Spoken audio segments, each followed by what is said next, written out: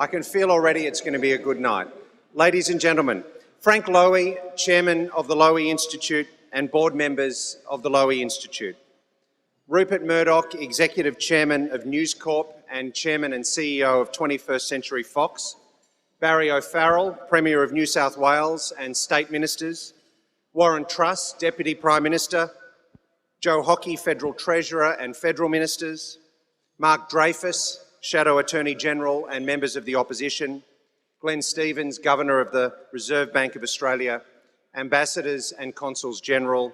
Distinguished guests, ladies and gentlemen, it is my very great pleasure to welcome you this evening to the Lowy Institute's 10th anniversary Lowy Lecture and Dinner. I'm Michael Fullilove, Executive Director of the Lowy Institute, and welcome to the Sydney Town Hall. We wanted to do something a little bit special this year to mark the Institute's 10th anniversary, and I think we've succeeded. Ladies and gentlemen, the Lowy Lecture is the Institute's signature event each year, at which a prominent individual reflects on Australia's role in the world and the world's influence on Australia. The inaugural Lowy Lecture was delivered by Prime Minister John Howard in 2005. One of the themes of the Lowy Institute's work is a belief that Australia can have influence in the world. And that same idea, ambition on the international stage, has animated the career of our 2013 Lowy Lecturer, Mr. Rupert Murdoch AC. Mr. Murdoch is someone with strong opinions on the world, and he's not shy about articulating them, including on the new social media platforms. Mr. Murdoch, we hope that you'll tweet to your 500,000 followers tonight that you're speaking to the Lowy Institute, and perhaps I can say that our Twitter handle is @Lowy Institute with a capital L, capital I. Ladies and gentlemen, there's been unprecedented demand for tickets to this year's Lowy Lecture. I think you can judge the level of interest from the seniority of the people in this room, from business, politics, government, the media, and the academy. Tonight's lecture will be covered extensively in the press. It will be broadcast live on ABC News 24. It will also be recorded by the Institute and no doubt by the National Security Agency of the United States. I must say, ladies and gentlemen, that the current furor over NSA spying on foreign heads of government leaves me somewhat flummoxed. Foreign leaders are apparently shocked that the United States spies on foreign leaders. The Germans are outraged that the Americans were spying on their leader, and the French are outraged that the Americans weren't spying on theirs.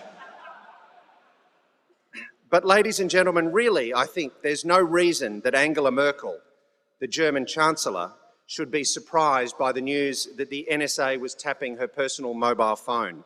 As one sharp-eyed observer has noted, when President Obama visited Berlin in 2008, he said, and this is a true quote, "True partnership and true progress requires allies who will listen to each other."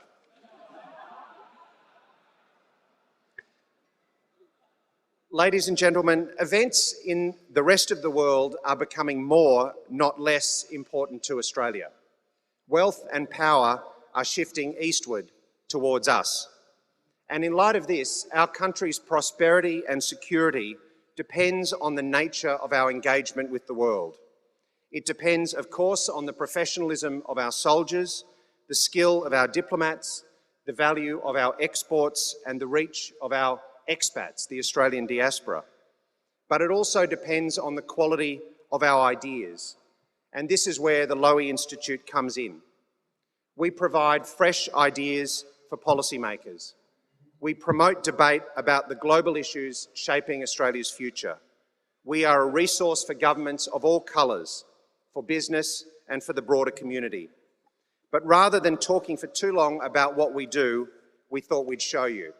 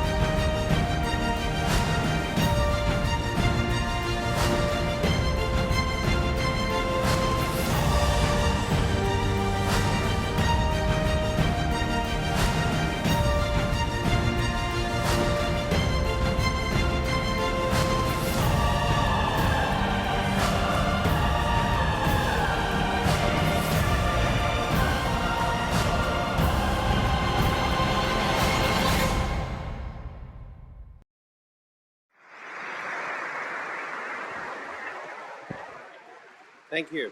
Thank you. I don't know about you, but I'm going to see that movie when it comes out. But before you see the movie, you should really read the book. And the book is encapsulated in an anthology that we published a couple of months ago by Penguin called Reports from a Turbulent Decade. It captures the best of the Lowy Institute's insight and analysis over the last 10 years, and we'd like to give you all a copy of the anthology as a gift this evening. It can be collected as you leave the town hall at the end of the night. Ladies and gentlemen, that video and the anthology represents our last decade. For the next decade, we have an ambitious research agenda. We will support the looming Australian presidency of the G20 through research published by the Institute's G20 Studies Centre. Through our Engaging Asia Fund, we will deepen Australia's understanding of its neighbourhood, with a particular focus on Indonesia. And we will tackle the implications of geopolitical change in Asia, including for Australia's defence policy. This and other research will be supported by a strong program of events featuring the best speakers from around the world, from scholars to prime ministers and presidents. Ladies and gentlemen, before we get further into the evening, I'd like to take 1 second to thank the Lowy Institute supporters. Let me say the town hall is full of them tonight, and we are grateful to you all for your help, for reading, reporting and commenting on our work, for attending our events, and for supporting the Institute as individuals, organisations and corporate and government members. We hope you'll all have a chance to speak to some of the brilliant Lowy Institute staff who are sprinkled through the room this evening. 2 of our corporate members are also sponsoring tonight's lecture. Thank you to Qantas and the New South Wales Government, represented this evening by Alan Joyce and Premier O'Farrell, respectively. Thank you very much for your support. Thank you also to Capital Group, represented by Michael Fullilove, for your sponsorship as well. Ladies and gentlemen, the order of arrangements is this. We'll now serve entree and then the main meals, after which I'll return to the lectern to introduce my chairman, Frank Lowy, who will welcome our lecturer, Mr. Rupert Murdoch. Thank you, ladies and gentlemen, and please enjoy the evening.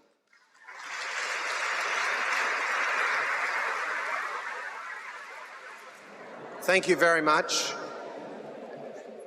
Thank you very much, and particular thanks to those tinkling their glasses with their forks. I appreciate it. Ladies and gentlemen, I would now like to invite our founder and chairman, Frank Lowy, to make a few remarks and to introduce the 2013 Lowy Lecturer. Ladies and gentlemen, in this room and indeed in this country, Frank Lowy needs little introduction. He's the chairman of Westfield, the chairman of Football Federation Australia, and most importantly to me, the chairman of the Lowy Institute. He's also one of Australia's great philanthropists, and the Lowy Institute is just one organisation that has benefited from his generosity and that of the Lowy family. In the case of the Lowy Institute, it has been a sustained investment over 10 years now, an investment in the power of ideas, an investment in the national interest.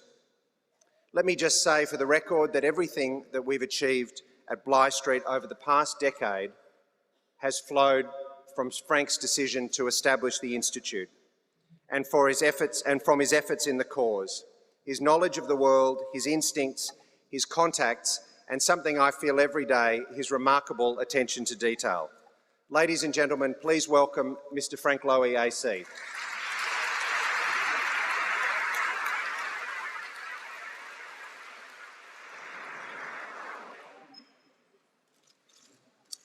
Thank you, Michael.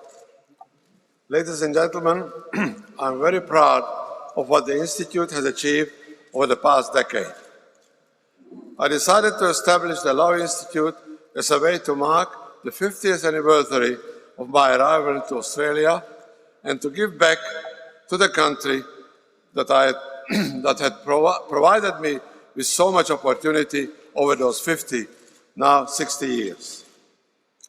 My mission for the Institute was that it should deepen the debate in Australia about the world and give Australia a greater voice abroad. And so, for me, the Lowy Institute has been and continues to be an investment in ideas. We have been delighted to work with both Labour and Liberal governments on matters of importance to our country. and I'm delighted that both sides of politics are represented here this evening at such senior levels. I'd like to join Michael in thanking all of our supporters and corporate members. I'd like to thank the Institute's board, as well as our 3 executive directors, Ellen Gingell, who is with us tonight, Michael Wesley, and of course, Michael Fullilove. My goal is that the next decade is even more successful than the last. Ladies and gentlemen, it is my pleasure to introduce the 2013 Lowy Lecturer. Mr. Rupert Murdoch AC is an Executive Chairman of News Corporation, the largest news and information service provided in the English-speaking world. He is also Chairman and CEO of 21st Century Fox. Since taking control of news in 1954, he has overseen the expansion into one of the world's biggest media companies. That is some achievement. I have some experience in building a business internationally, so I know a little about what it takes. And I am in awe of Rupert Murdoch, what he has achieved. Starting out as a young man in Adelaide, and then rising to become the most influential media figure in the world has known, is a remarkable story. It is a story worth acknowledging and celebrating. I have known Rupert for a long time. In fact, Rupert and I have done business together, and we are still very good friends. So I'm delighted that Rupert accepted our invitation to be here tonight. Not just because we are friends, but because I can think of no individual better placed than Rupert to talk about Australia from the international perspective. Rupert is a true citizen of the world, a man who was born here and who understands Australia as well as anyone. And he can observe and comment on world affairs from a unique position. Rupert, we look forward to hearing what you have to say. Ladies and gentlemen, please welcome Rupert Murdoch to the podium. Thank you very much, ladies and gentlemen.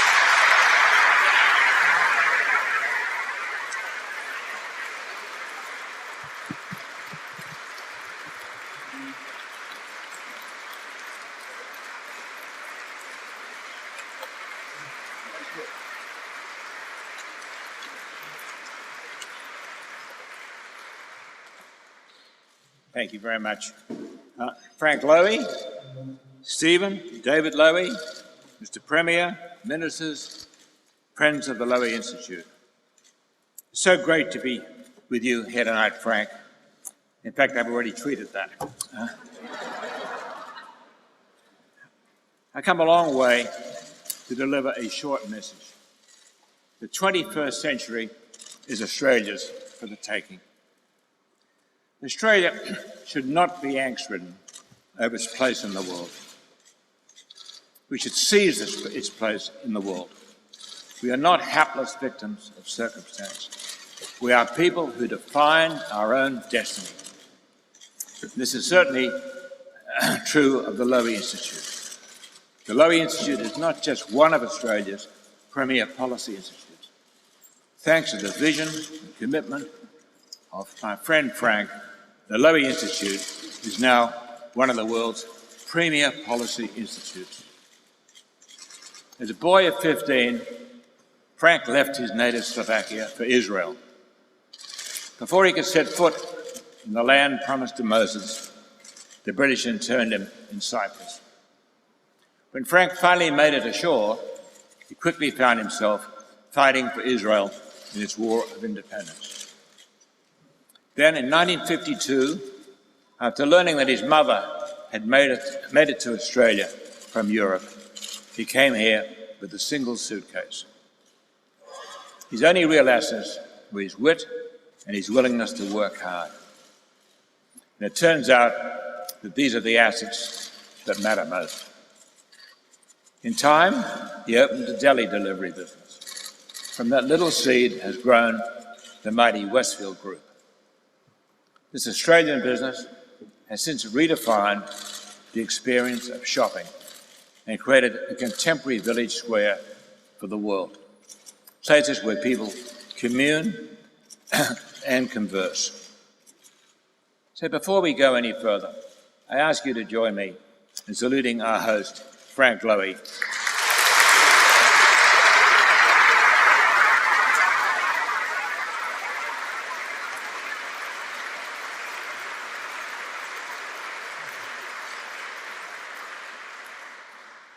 Happily, the mission of your institute fits well with my theme tonight, the global Australian. Australians are naturally a competitive people. Maybe it's because of where Australia sits geographically. But whatever the reason, Australians are curious about the world. And the great Australian diaspora proves we've never been shy about taking it on. That is a testament, I think, to our competitive streak. You see it in our sport and hear it in our everyday language, which is have a go, mate. Don't look for entitlements, have a go. You hear it too in sayings like, she'll be right, which is also the unspoken mantra of Silicon Valley, where if your startup becomes a shutdown, you move on to the next idea, confident in your creativity and passion and effort. And this should be the spirit of the 21st century global economy. And my argument to you tonight is that Australia is well suited by character and culture to be a great success in it. For Australia is on the cusp of becoming something rare and valuable in this new world. An egalitarian meritocracy with more than a touch of libertarianism. We can't wait for later. In the past few years, we have all seen how advances in communications and travel have eliminated the tyranny of distance. The same might be said for size. Think about Singapore, Taiwan, and Hong Kong. These are all small places and hardly blessed with natural resources. Yet not only have they carved out a competitive position in the world because of their free, open, and dynamic economies, they've become a source of inspiration for countries around the globe. Australia can and should do better than all of them. Tonight I'll talk about 3 factors that will make the global Australian even more competitive in the world ahead. First, Australian values. Some people say we need to abandon Australian values. The truth is that if we want to lead rather than follow, we need to promote Australia's values and strengthen the institutions that sustain them. Second, immigration. Immigration adds its own dynamism to any economy.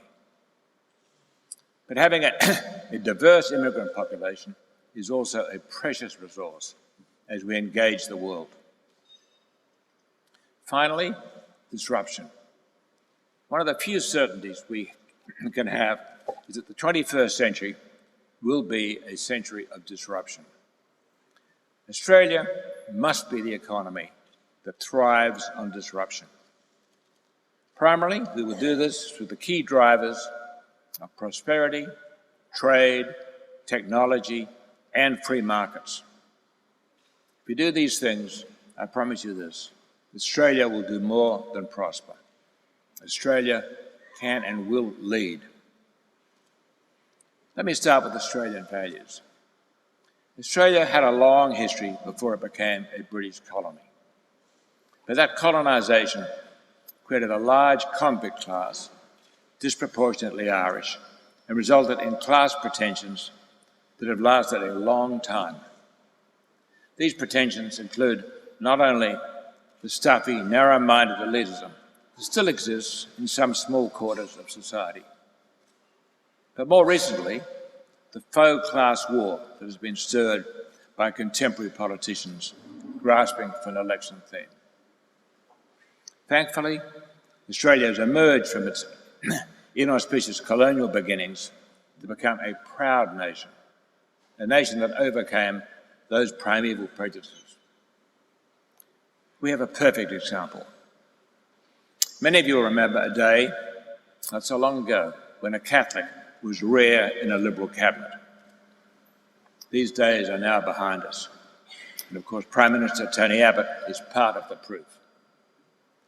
The heart of Australia today is our belief in a fair shake for all. No man or woman is above any other. We applaud achievement and innovation. We want people to strive, to make the most of their talent, and not to be content with their lot. That is the essence of an egalitarian meritocracy. And that's an appealing message and a competitive edge in a competitive world.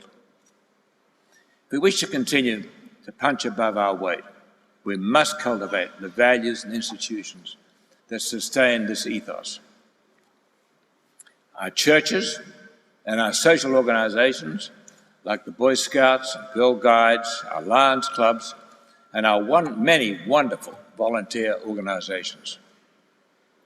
And a critical part of strengthening Australia's future is clearly fortifying our relationships with our neighbours and allies abroad. The United States remains our #1 alliance, for good reason. Americans share our deepest values, as well as 100 years of history shedding blood with each other in wars for the cause of democracy, both close to home and afar.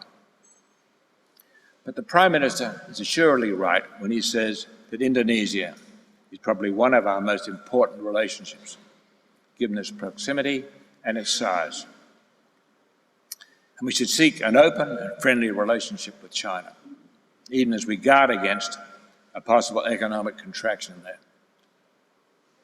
But at the end of the day, the values that define Australia depend on more than good government and strong allies. They depend on sound and vigorous institutions, especially private ones. You can't have the rule of law if the courts aren't free and independent, or if you have lawyers running amok as they do in the American system. We cannot allow the rule of law to become the rule of lawyers. You can't have a free democracy if you don't have a free media that can provide that vital and independent information to the people. Let me say this: you can't have a competitive, egalitarian meritocracy if only some of your citizens have the opportunity for a good education. In a world as competitive as ours, the child who does not get a decent education is condemned to the fringes of society. I think all Australians agree that this is intolerable.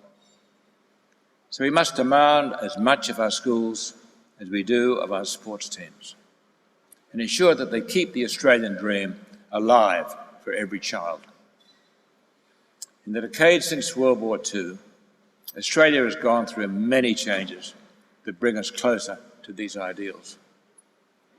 But for all this progress, there is still a strand among some parts of Australian society who seem to value every culture except our own. These people are gravely confused about what real multiculturalism is. Multiculturalism is not relativism, and tolerance is not indifference. Australia has clear values and strong institutions. One key value is an openness to all comers, provided they're willing to abide by our way of life. The result is a great model for the world: a prosperous, multicultural society of people living together in peace and freedom. Tonight, I say we should be proud of what we have built, even as we continue to strive for better. That leads me to my second point: immigration. Look at Frank. When Frank arrived here, Australia was a strange new experience for him. But step back and remember this. At that point in our history, it was also a new experience for Australia to see immigrants coming from places other than Britain or Scotland or Ireland. Today, Frank's story is the story of Australia, and that's real progress. That's not enough. The nations that lead this century will be the ones most successful at attracting and keeping talent.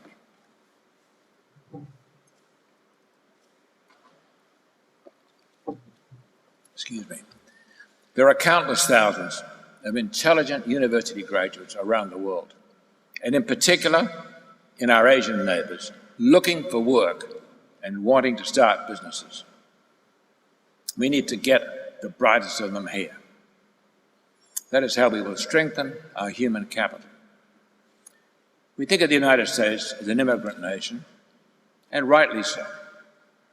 But the percentage of foreign-born in the United States, a country currently racked by a self-defeating debate over immigration policy, is just about 12%. Incredibly, in Australia it is double that. That means Australia is on the way to becoming what may be the world's most diverse nation. This is an incredible competitive advantage. A nation as small as ours will increasingly depend on trade. And the more people we have with ties to other parts of the world, the greater our advantage when we seek trade relationships with these nations. What immigrant would have family and history far behind for a life of indolence?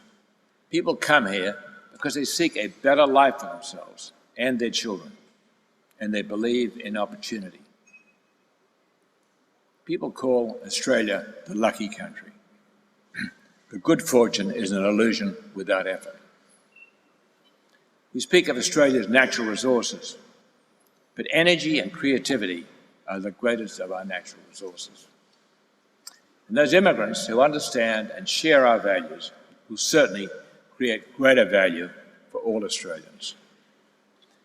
Which brings me to my last point. Australia must be the world's disruptive economy. The great economist Schumpeter once described the process of creative destruction as essential to capitalism. The current fashionable world, to capture that, is the creative chaos, is disruption.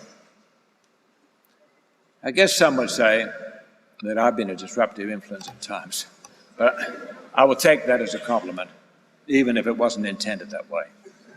I've always been a firm believer in providing the public with choice and access to quality content.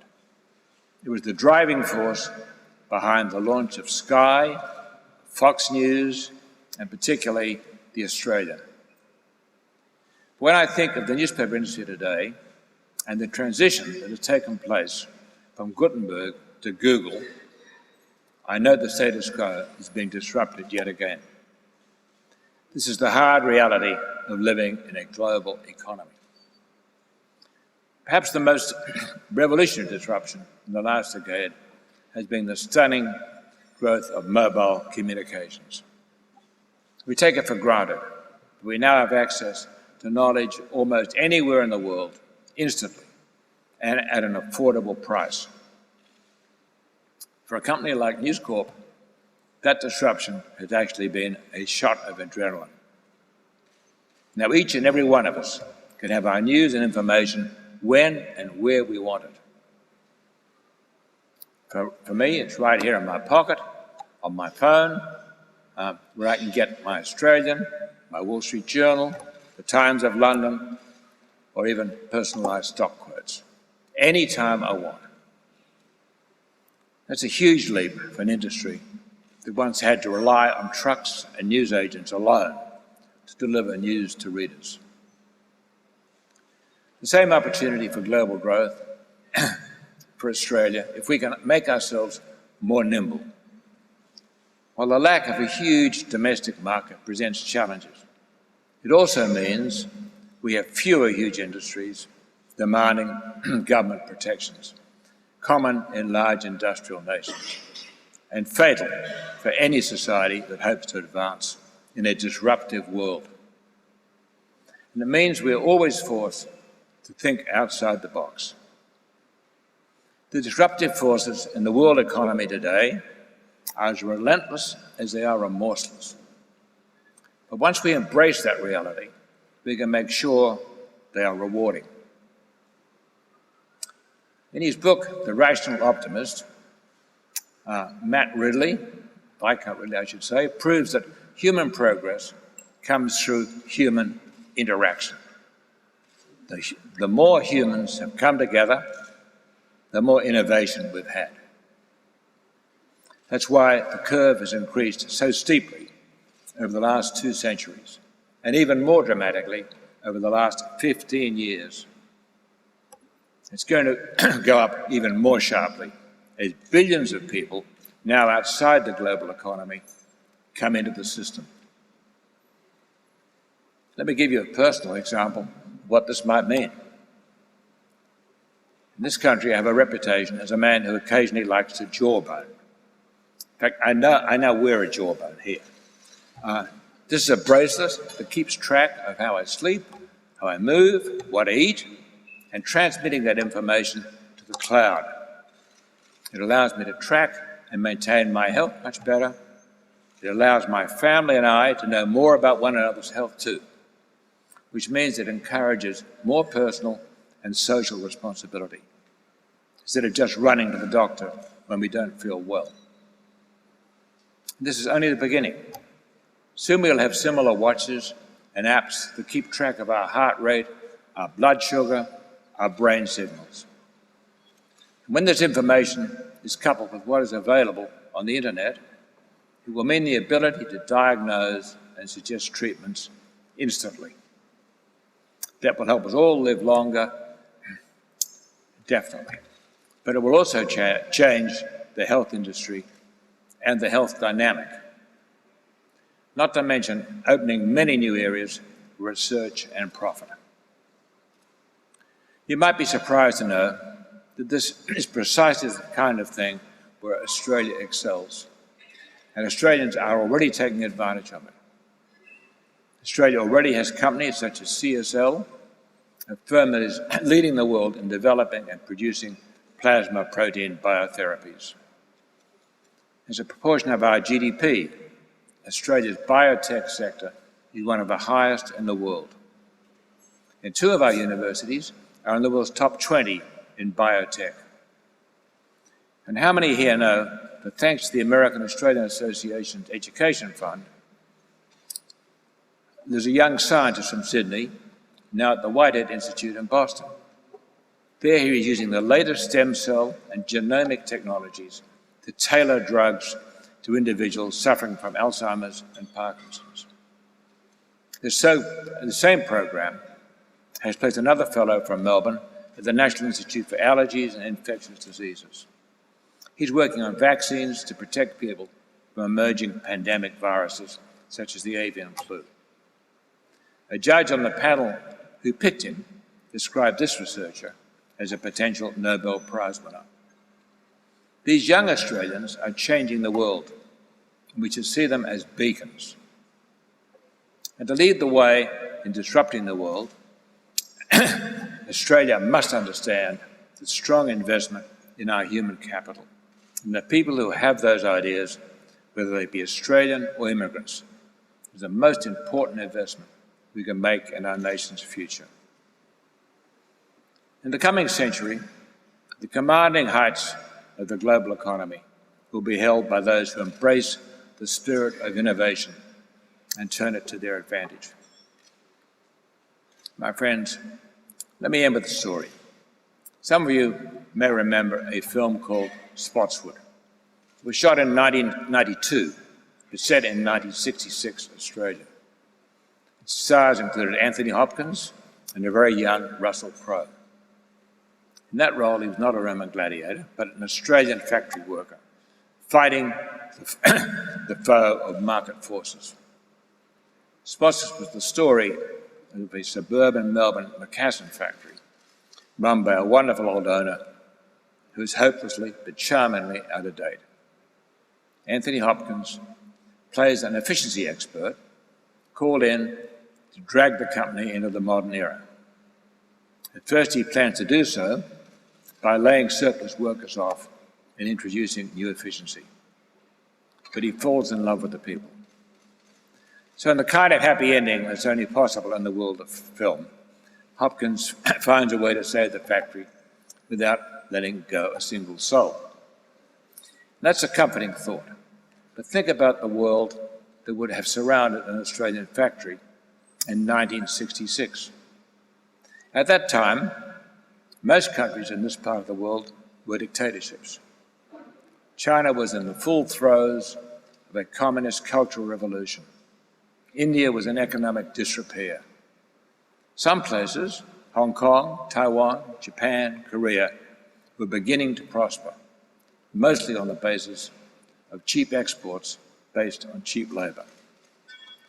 The world around an Australian business today is completely changed.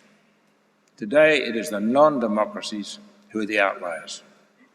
Australians no longer have to worry about people producing cheaper moccasins because of cheaper wages. Australians have to worry about someone in Beijing or Bangalore beating us with breakthrough drugs or intelligent robots. All around us, we face something this region has never had before. A wealthy, educated, globally competitive middle class of more than 2 billion people. That is not something we need to fear. That is something we need to lead. And we can do it with a society that values people and knowledge. So let me leave you with this. Let's stop thinking about Australia's place in the world as defined by its alliances, by its trading partners, by its government. Yes, we will fight regulations that hamper growth and economic development. But it's the Australian people who collectively define this nation's destiny. We must be leaders, not followers. We must be egalitarian, not elitist. We must be victors and not victims. It won't be easy, but the Australia that I know and love has never shied from a challenge. Thank you for having me, and thank you for listening.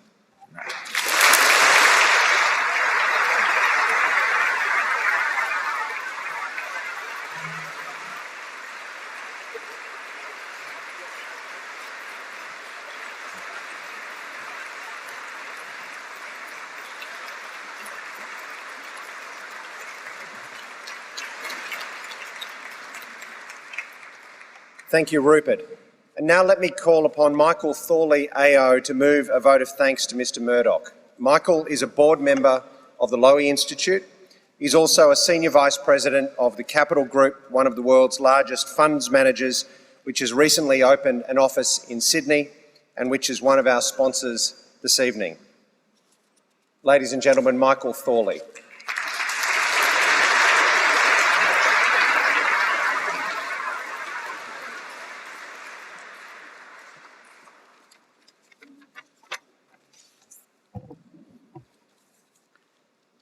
My specific task is to move a vote of thanks to Mr Murdoch for his splendid and inspiring speech, but I'd like to broaden the thanks somewhat.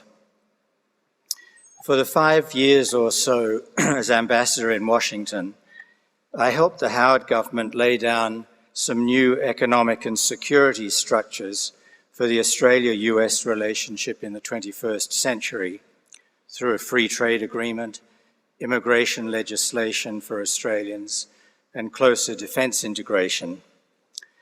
Mr Murdoch was in the forefront of those business leaders that I could call on for practical help and advice. He was invariably gracious and generous.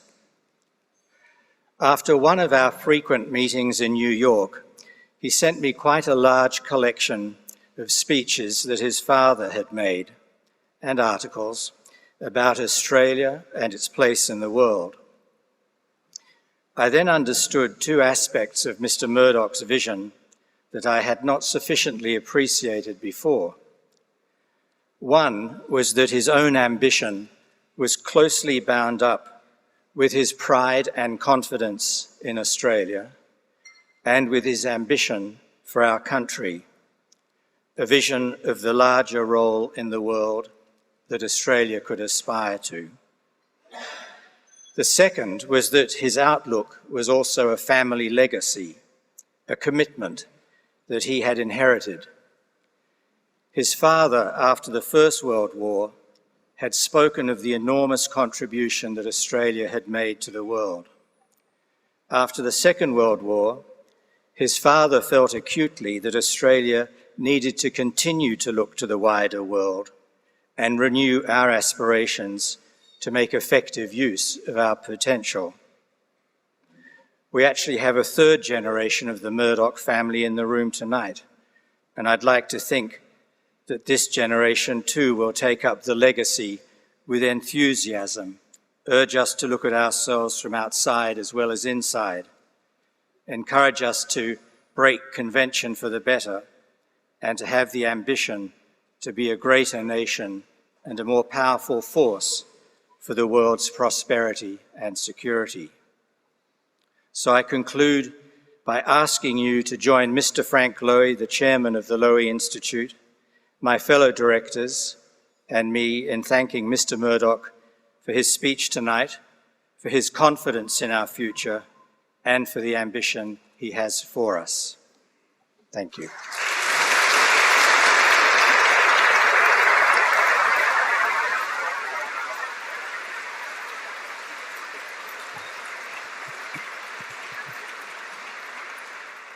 Thank you very much, Michael. Ladies and gentlemen, dessert and tea and coffee will be served now, and I'll come back shortly. Thank you very much.